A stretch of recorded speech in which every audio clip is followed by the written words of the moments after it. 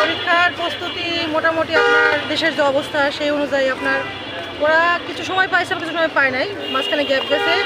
তো সব মিলে আপনার চেষ্টা করছি আমরা বাচ্চা প্লাস স্কুলের টিচাররা সবাই মিলে চেষ্টা করতে মানে পিছনের ইয়াগুলো ইম্প্রুভ করে আসতে পারি।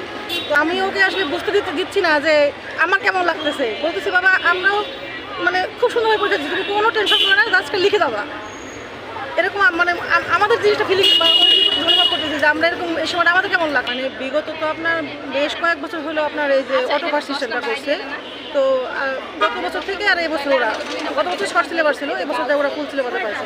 এক্ষেত্রে আসলে একটু গ্যাপ আসলেই আছে ওদের, কারণ ওরা ক্লাস 7 থেকে এই পর্যন্ত তেমন পড়ার সুযোগ পায় না। ওই সময় করোনা ছিল, তারপর আবার দেশের যে অবস্থা সবাই জানেন।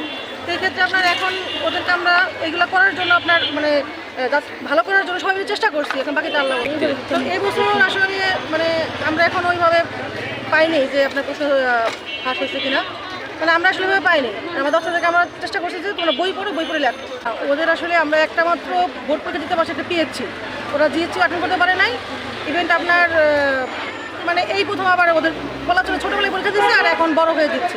এটা তো নার্ভাস ফিল কাজ করছে যে আমি কী লিখবো বা কী লিখতে পারবো কি না, এরকম কাজ করছে। তো আল্লাহ ভরসা মানে বলছে যে ঠিকঠাক মতো পরীক্ষা দাও, যা মানে পারবা, ইনশাল্লাহ পারবা। হ্যাঁ, মানে আমার ছেলে পুলিশ স্মৃতিতে পড়ে তাওহীদ খান যুবরাজ। হ্যাঁ, মোটামুটি আলহামদুলিল্লাহ মনে হয় যে ভালোই আছে, প্রস্তুতি যথাযথ চেষ্টা করছি, ও চেষ্টা করছে, বাকিটা আল্লাহ। চেষ্টা মানে এমনি ফেসবুকে যা দেখছি বা দেখছিলাম নার্ভাস ছিলাম, কিন্তু দেখি না তেমন কিছুই না, পরিবেশ আলহামদুলিল্লাহ ভালোই আছে মনে হচ্ছে আমার কাছে।